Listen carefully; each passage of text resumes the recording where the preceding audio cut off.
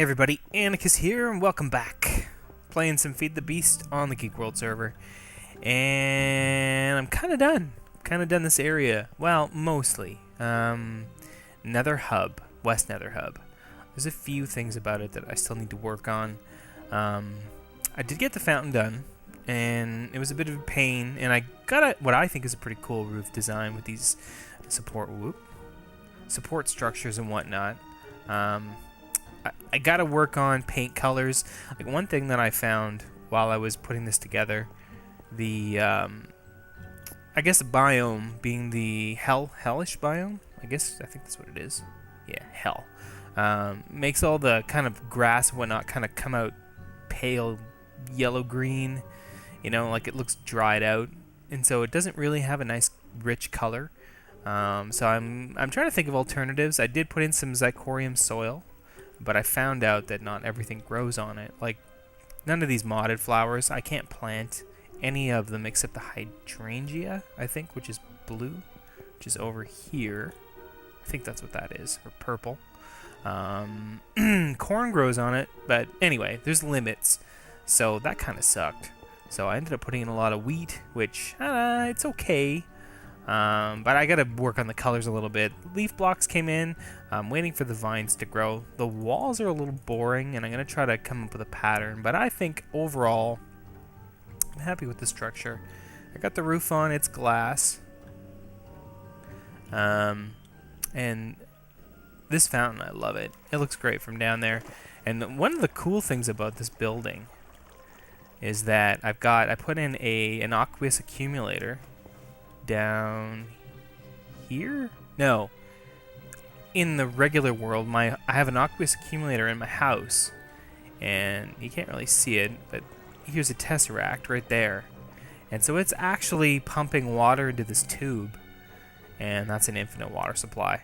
Though, I mean, I don't need it, but if somebody wanted to, they could go up to it and right-click on it with a bucket and get unlimited water. So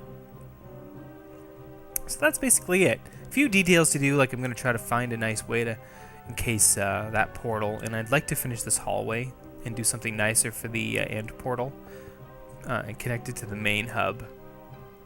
But otherwise, I feel like it's job complete for the most part. Detail work seems to drag on forever. I'm terrible at that sort of stuff, and I really don't like that paint color. So I gotta change that out for something else. Not sure what. Open to suggestions. But yeah, love it. Got the lily pads in. It's nice. People describe it on the server as a breath of fresh air, and that's kind of what I was going for. So I'm happy that people see it that way. So today is going to be a little bit of an update episode. I've been busy. It's been about a week since I published anything. I did a lot of things back at the base while I was working on this on and off. And so, I mean, there is a lot to show.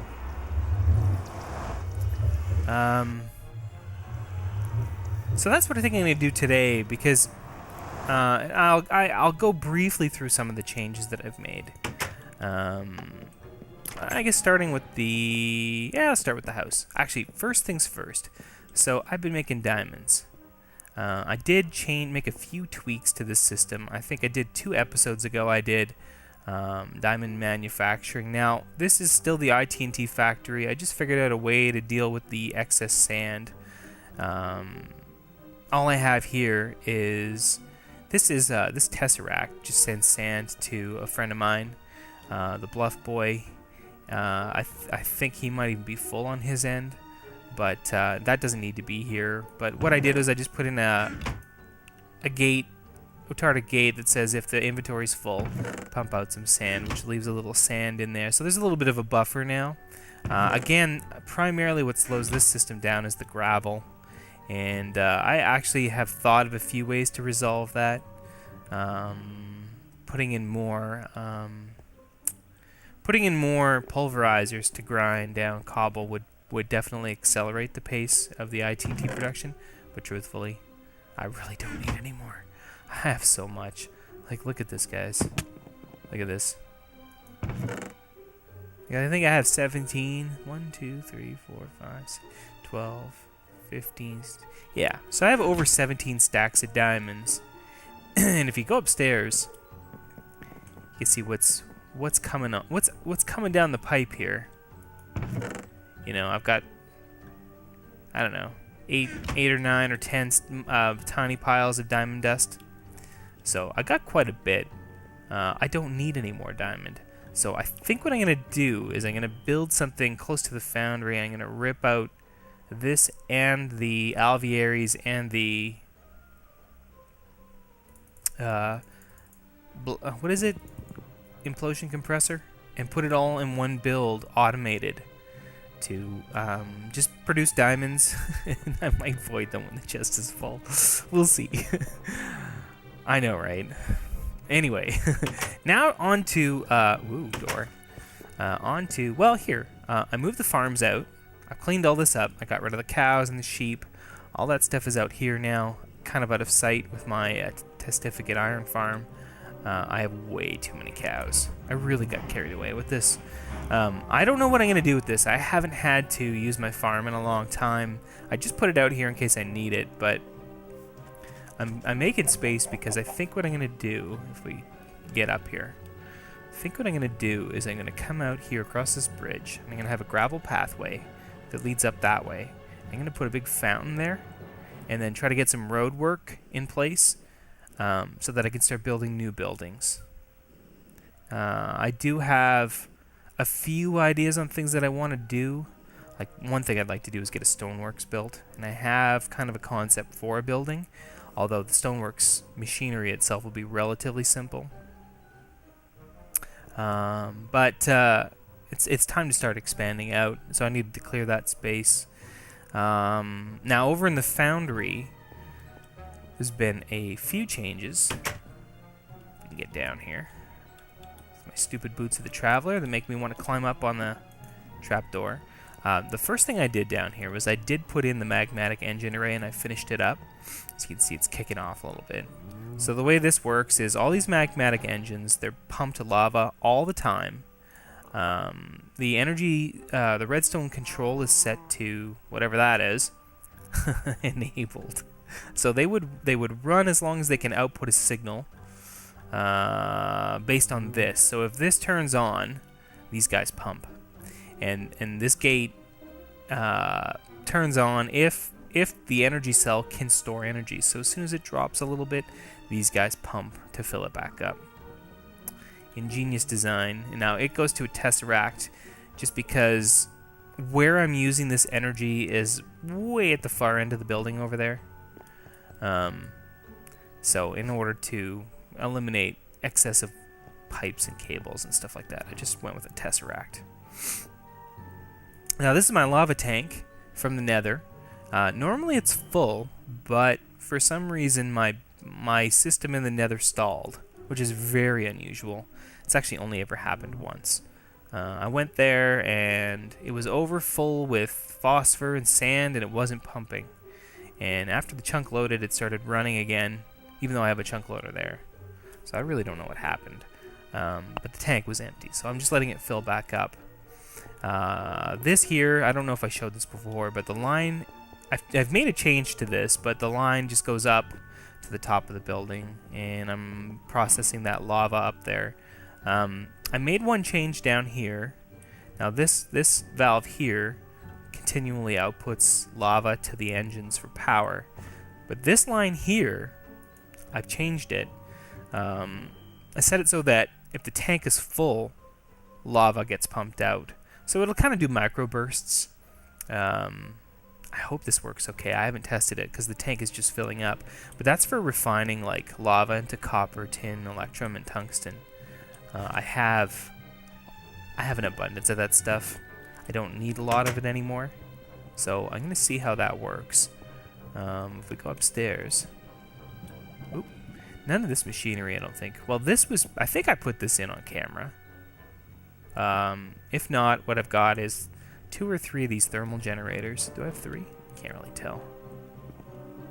Yeah, which is way too much. And a industrial centrifuge. And this only works when that tank is full. It will pump lava up here. And it still has some remaining from the last time it ran. And then it's going to produce copper, tin, electrum, tungsten. And this this transposer will pump out the product into this chest, which is a little buffer chest, and then into this tesseract.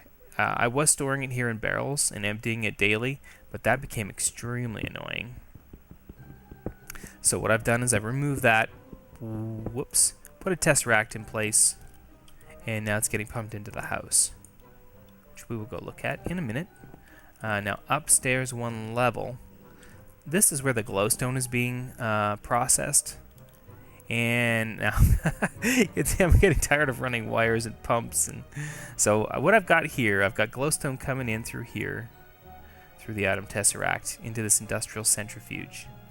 Now this thing here is getting lava from those magmatic engines downstairs, or power, so it's always powered, because I always have a surplus of glowstone, and if I don't do something with it, it just shoots out onto the ground into the nether. So so yeah, it produces redstone, gold, and helium. The helium cells, actually all the product come out here, and the helium goes blue. I don't know if I showed this yet, into the liquid transposer. And the redstone and gold, they go white into the item tesseract, which goes into storage in my house. So the liquid transposer takes the cell, empties the helium into its internal storage, and then ejects the cell through this gate here, and then it goes back into this gold pipe, back into the empty cell storage area in the centrifuge, and the helium goes into these tanks. This is always on. And then all I'm doing, I have like no use for helium at the moment. I mean, I've made a bunch of 60k coolant cells, so I just have this autarkic gate set up to say if the tank is full, pulse and basically void the liquid. So I can always keep a supply of 12 storage tanks worth of helium. So that's going great. And then what the end result of this, and I guess I can take these out of here too. I gotta say, this is all produced by 2 bees. I'm not kidding you. My 2 demonic queens produce all this lava, and, well, a bit of copper, tin, electrum, tungsten, redstone, gold, helium. I mean, they produce this. And I kind of feel that this was a mistake. Like, I kid you not. I kind of regret doing this. Like, this is all from 2 bees, not the iron. The iron's from my iron farm, but, like, look at all these materials. Like, I have unlimited copper. I have 344 stacks in surplus right now.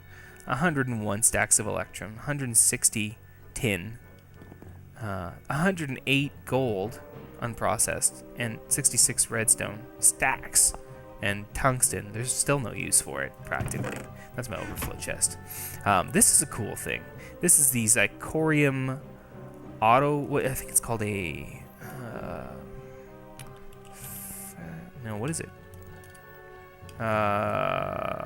It's like Fabricator. So Zycraft's Fabricator. Let's just make sure I'm not... Yeah, okay. Zycraft's Fabricator, extremely easy to build. Crafting table, stone, iron, and some engineering blocks. And this thing is crazy fast and smart. Like, it's very versatile. I believe any side can be used for input and output. It's like amazing, and requires no power at all. Just a redstone signal to turn it on and off, and I have it set to run on low. So this just automatically, tungsten comes in. Tungsten is told to go yellow. So the yellow pipe back there pushes it up into the fabricator. Fabricator groups it into a dust pile and puts it in that chest. I gotta use these more. I mean, in the Mindcrack pack, this is the way to autocraft stuff. These blocks are just mind-boggling, way better than autocraft tables, and way faster. So yeah. Oh, the other thing I've done too is I ripped out all those magmatic engines, and what I did was I put in a second stack of biogas engines, and these rarely run. Like, I don't use that much fuel, and ever since I came up with the buffer tank design, it's extremely green and efficient, and I don't waste any fuel at all. So my biogas is pretty much always full. I haven't had any problems at all, actually. Except one day I ran out of storage space and my honey couldn't get processed, and then I dropped a little bit on the honey side. But these, I've got 2 stacks of 16, so I got 32 engines. And these produce 4 EU a piece. So that's 128 EU per tick that they can produce. Not EU, MJs per tick that they can produce to fill up my energy cell bank, which is pretty fast. So I never really see I never see these guys empty. I very rarely get to see those guys run down there. The other thing that I've done, although I do need to upgrade my MFE, but I put in a bank of these diesel generators, and it seems to work well enough. I don't have that much of a need for EU, except when I'm charging my armor and running my single IC2 machine. So everything's still running off of this one still, fuel-wise, and it keeps up no problem. That might change if I go to an MFE or MFSU and then I start putting in more machines. We'll have to see. I might look at expanding that. But yeah, so I expanded upon this just so that I can produce more energy to fill this guy up faster. So it works pretty well now. I also put some overclockers in here, and that takes a little bit more power. So that's running really well. So the house is otherwise is unchanged, but man, like, this stuff is like, this took a long time to perfect and get all this stuff pumping in here. But the thing that I realized after doing it, and the iron farm too, and it's like, I really should rip it down, although I am using a lot of iron blocks for decoration. But the thing that I've come to realize is that, like, these machines are overpowered. Like, what you can do with 2 demonic bees, the resources that you can get out of these guys. I mean, hundreds of stacks of stuff for free. 2 bees, lava. Just refining lava, it's just mind-boggling. And I kind of don't know what to do with myself anymore. I don't need power. My big challenge was getting those resources. I don't need resources anymore. I was looking through the GregTech tree, and I can't think of a single reason to make any more machines. I have about 50 iridium in storage here. Let's see here. Iridium. 47 iridium. Because I have 1 bee producing platinum comb that I refine.